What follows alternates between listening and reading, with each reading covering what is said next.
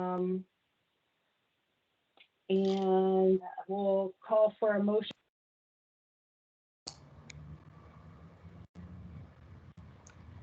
So you cut off there for a bit.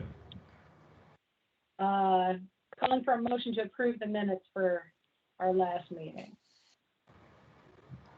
So moved. I'll second. All right, all in favor? All right. Aye. Aye. Barbara, this is Tony. Hi, Tony. How are you doing today? I think we should, for the minutes, indicate that there is a quorum present of the commissioners. Yes?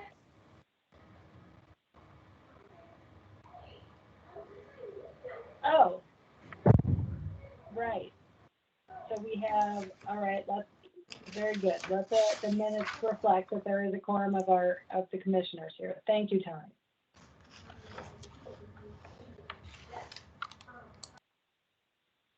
All right. Shall we start with the executive director report? Absolutely. What I have to report today is activities of the ATC Field Enforcement Division since our last meeting in regards to their activity. Report that in cooperation with other allied agencies, there was 2 arrests for the smuggling of untaxed cigarettes into the state of Maryland, which resulted in the confiscation of 29,840 packs of cigarettes and 2 vehicles. Also, there was retail violations that occurred through inspections that were conducted by agents of the Field Enforcement Division during last month. We had a confiscation of 48 cans of beer that were purchased from none other than a Maryland wholesaler. There were 4 arrests resulting in confiscation of untaxed tobacco products from retail stores, which included 20,686 sticks, which would be cigars and so forth, of other tobacco products, and 70 packs of additional cigarettes that were untaxed. There was one case where agents made confiscations, and as a result, there was CDS found on the premise, so no charges were filed by us. The state's attorney for the county involved decided to pursue only the controlled dangerous substance charges that were filed against the persons at that location. And yesterday, last evening, agents of the Field Enforcement Division, along with members of the Prince George's County Liquor Board and Bowie Police Department, conducted a search and seizure warrant on an unlicensed hookah tobacco shop in Bowie, Maryland. As a result, in that raid, that search warrant, they found 36 sticks or tobacco of hookah, 5 bottles of liquor, and 2 bottles of wine. There is one defendant pending charges who is the owner of the establishment, and the charges are being forwarded to the Office of the Attorney General because there was violations dealing with the submission and remission of sales and use tax that was not taking place. And that's the information I have to present regarding the activities of the Field Enforcement Division for the past month.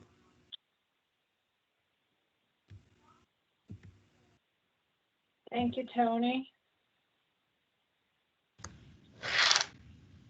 All right. Next on our agenda, Murray was going to share with us our an overview and a dissemination of our rules of procedure for this commission. Good afternoon. I have collated for the members of the board and to ensure compliance and for efficiency 3 major sources. When you start looking about after the rules that are the rules that control the way an open meeting should occur and the way the Alcohol and Tobacco Commission should work specifically, they're dispersed. You find them in the alcoholic beverages article. You find them in the general provisions article. That's the Open Meetings Act.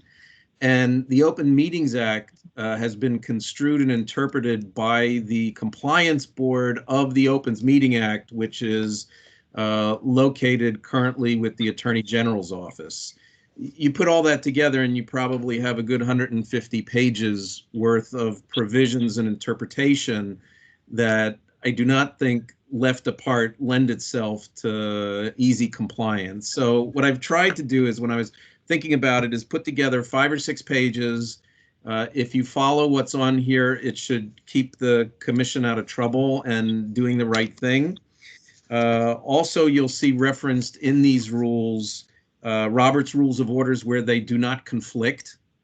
And just for your own edification, or for your knowledge that will be important for moving forward, should the commission decide to close a meeting, which is controlled by statute, there are 15 categories that you would have to locate the reason in order to close a meeting. For example, let's say you wanted to have a discussion about personnel, and it's a private discussion. You can close that meeting, but there's a whole procedure you have to go through. So all of that is referenced in here. Robert's Rules of Order, which I've referenced, has a different procedure for closing a meeting and does not comply with the Maryland statute. So basically what this is a means for the commission to operate according to law. And what we thought the best way to do this would be is to distribute them to the members. Any discussion that you want to have about particular rules, you can have that today. And then at the next monthly meeting in May, you can vote to adopt them. So that was my thinking on this topic. If you look at it, it has 6 sections, one about composition, one who are the officers, the notice and agenda requirements, how the meeting should be conducted, closing a meeting, and then a miscellaneous section, which I added at the last moment.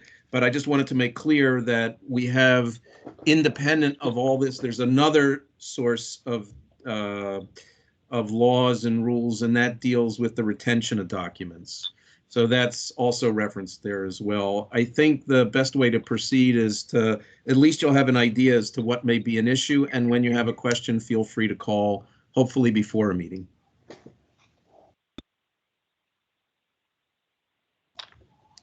Thanks, Murray. Has everybody had a chance to review these?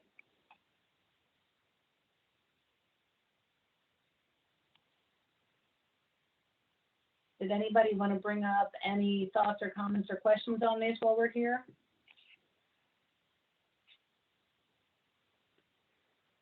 All right. So next meeting, we'll have these on the agenda to vote to adopt if there aren't any further amendments. But it looks very thorough and helpful. So put that down for next meeting.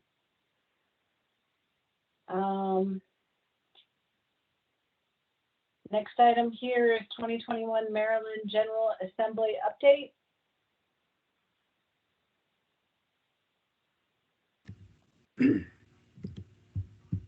I provided every member of the commission a breakdown of what I found as statewide legislative bills that have passed both houses and are now in the hands of the governor waiting for signature.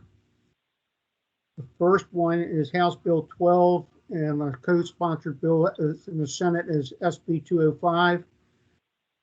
These bills relate to alcoholic beverages sale or delivery for off-premise consumption. And what it does is allows the establishment, a retail establishment, to deliver to customers alcoholic beverages for consumption, but it can only be accomplished in conjunction with the delivery of food. This bill has a 2-year sunset provision, so it goes into effect July 1st and will expire on June 30th of 2023, if no further action is taken by the legislature to extend it. Hey, Tony, what constitutes food? Something you can eat? Would that be a bag of I would pretzels, or is that imagine like an omelet? I think it would be more than potato chips. Okay. House Bill 185. It prohibits the requirement of a customer to have to purchase more than one drink when entering an establishment. And this was explained to me as dealing with issues like up in Baltimore on the block where they have like a 4 or 5 or 3 drink minimum when you come into an establishment. This would prohibit that. It takes effect October 1st of this year. The next one is House Bill 1232 / Senate Bill 821. It's alcohol beverages manufacturer licenses and off-site permits. Both bills passed and are in the hands of the governor. This is emergency legislation and goes into effect upon the signing by the governor. It has a sunset provision ending December 31st of 2022. It repeals certain provisions relating to brewing company, winery, and distillery off-site permits. And it merges existing off-site manufacturer permits into one universal permit. So instead of defining it per each classification, it's now under one permit, covers all. Allowing for the holder of the off-site permit to deliver its products to individuals in the state. Allows a brewery special event permit. Alters the volumes of beer that a license holder may produce and distribute annually. This is a correction provision set in the 2020 legislative session and failed to make it to print, and this corrects that issue.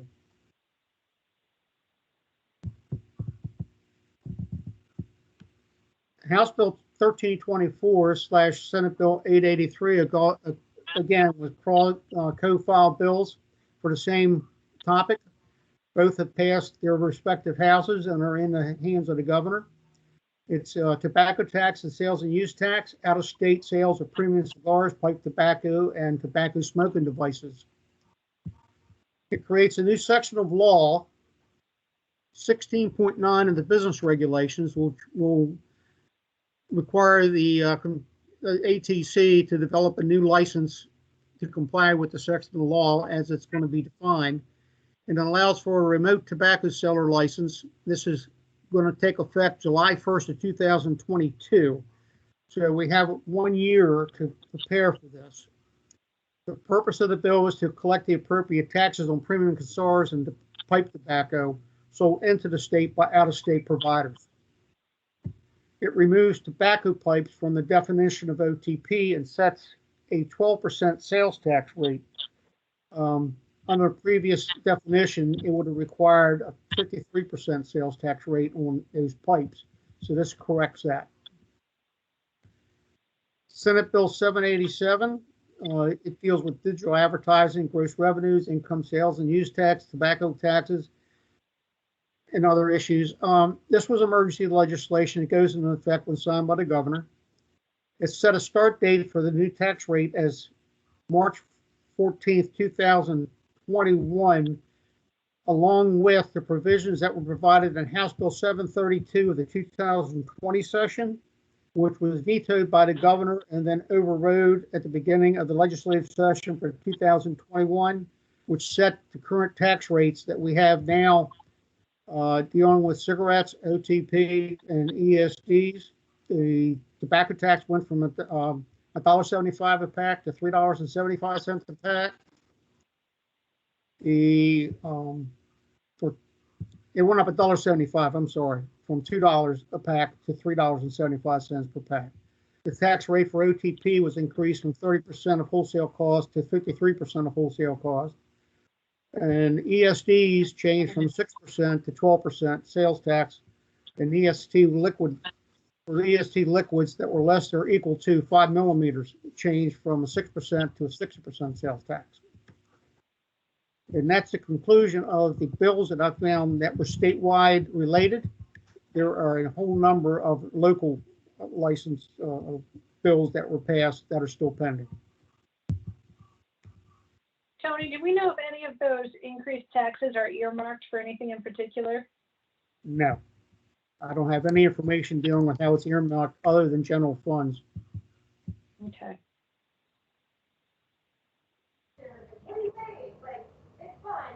Hey, Tony, do you mind if I jump in for another quick question? Sure. So the property that's seized, the automobiles and the cash, etc. How is the disposition of that property handled, and then what happens to the proceeds? Proceeds would go to general fund.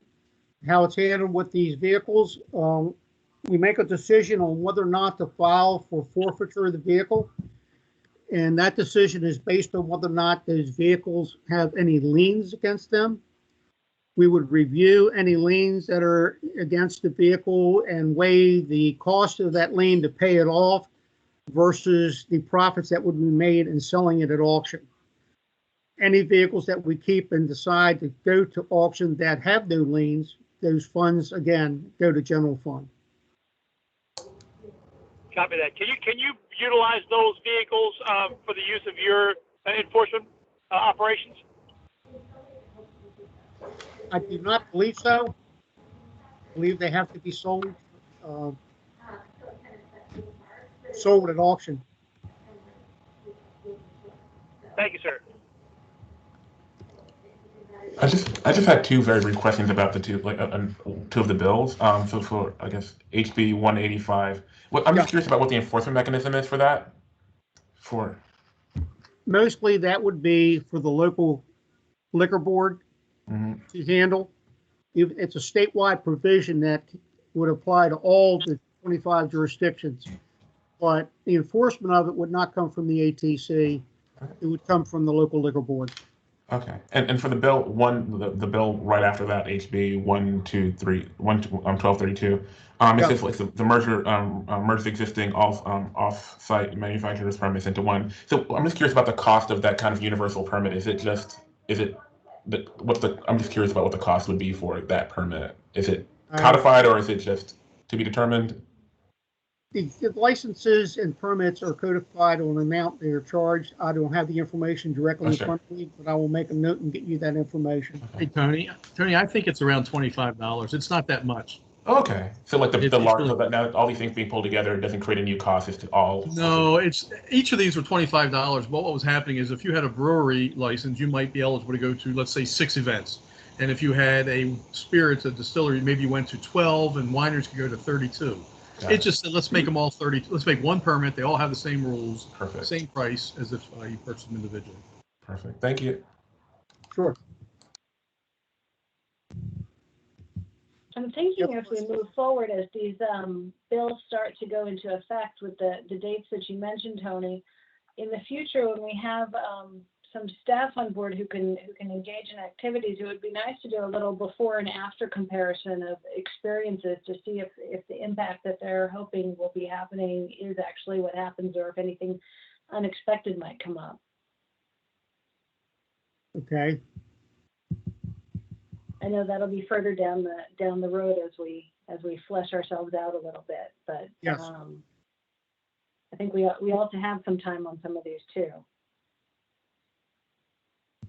Well, going forward for the next legislative session, the plans would be to incorporate this information to the commissioners on a regular basis. And if issues need to be addressed, then we can address them and forward the information where we need to forward it to try to address those issues.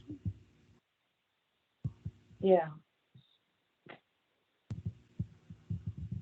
Well, thank you for that. Does anybody have any additional questions for Tony? Hearing none, shall we move on to new business? So we had discussed the nomination of a chairperson, having lost Len at our last meeting. And it sounds like we are waiting until we have the appointment of a new member to bring us up to our total of 5 members and then nominate a chair at that time. Barbara, I can report that I've been in contact with the appointments office this week, and they are still vetting the applicants that they have. They have not made a decision yet. Okay, thank you.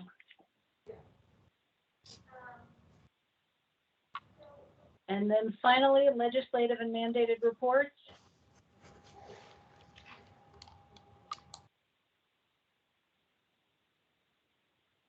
Tony, were you going to speak on that? I can.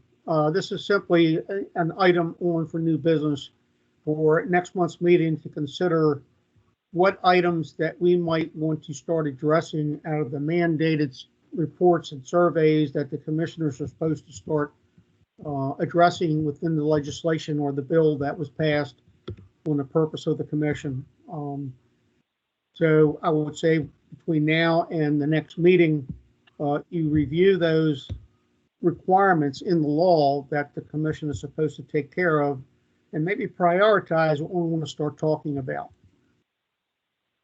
Great.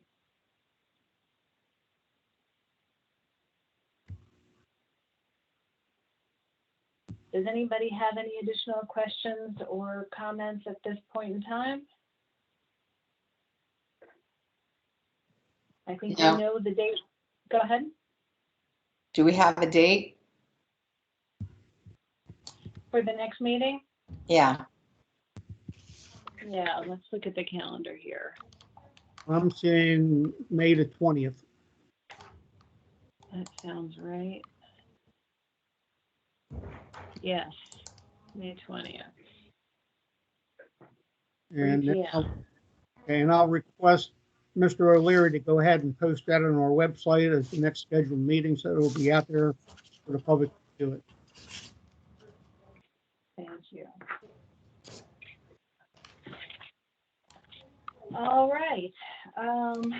Well, it looks like we're going to be able to adjourn early today. But I feel like we're getting a lot of important pieces in place. So with that, I would move that we adjourn the meeting. I'll second. All right, all in favor? Aye.